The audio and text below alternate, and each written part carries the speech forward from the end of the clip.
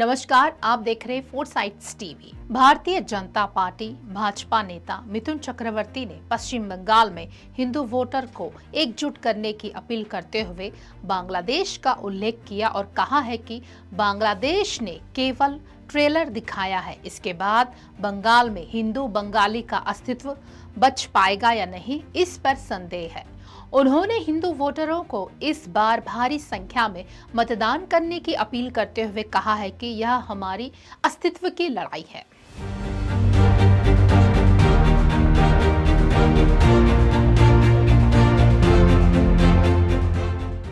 पश्चिम बंगाल की मुख्यमंत्री ममता बनर्जी के विदेश दौरे और केंद्रीय गृह मंत्री अमित शाह द्वारा जीत के दावे के बीच मिथुन चक्रवर्ती ने बड़ा बयान दिया है।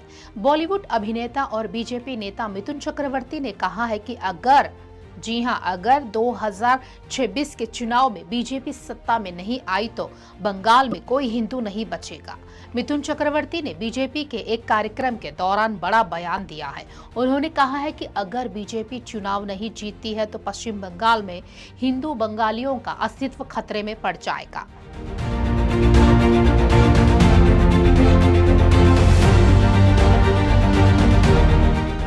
मिथुन चक्रवर्ती का बयान ऐसे वक्त आया है जब कुछ दिन पहले ही केंद्रीय गृह मंत्री अमित शाह ने संसद में कहा था कि दिल्ली में कमल खिल चुका है, अब बंगाल की बारी है। मिथुन चक्रवर्ती ने कहा है कि हमें बीजेपी को जिताना होगा। इसका केवल एक कारण है, बांग्लादेश में जो हुआ उससे हमें सबक लेना चाहिए। अगर हम नहीं जीते तो पश्चिम बंगाल में हिंदू बंगाली नहीं बचेंगे। अगर हम नहीं जीतते तो बीजेपी समर्थक हिंदू बंगाली सुरक्षित नहीं रहेंगे, क्योंकि वे विपक्ष तैयार बैठे हैं। कह रहे हैं कि अगर वे फिर से सत्ता में आए तो हमें खत्म कर देंगे। मिथुन चक्रवर्ती ने अपने समर्थकों से अपील करते हुए कहा है कि किसी भी व्यक्तिगत विचारधारा या पसंद नापसंद को अलग रखकर बीजेपी उम्मीदवार को जिताने पर ध्यान दे।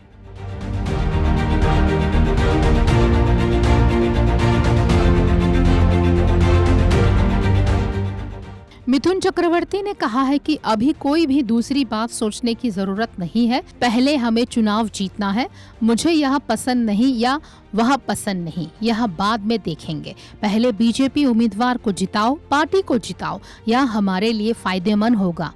मिथुन चक्रवर्ती के बयान को हिंदू वोटों को लामबंद करने की कोशिश के तौर पर देखा जा रहा है। पश्चिम बंगाल में अगले विधानसभा चुनाव ठीक एक साल बाद मार्च अप्रैल 2026 में होने हैं। पश्चिम बंगाल विधानसभा में कुल सीटें 294 है। बहुमत का आंकड़ा 148 का है। 2021 के चुनावों में ममता बनर्जी की अगुवाई वाली टीएमसी को 215 और बीजेपी को 77 सीटें मिली थी।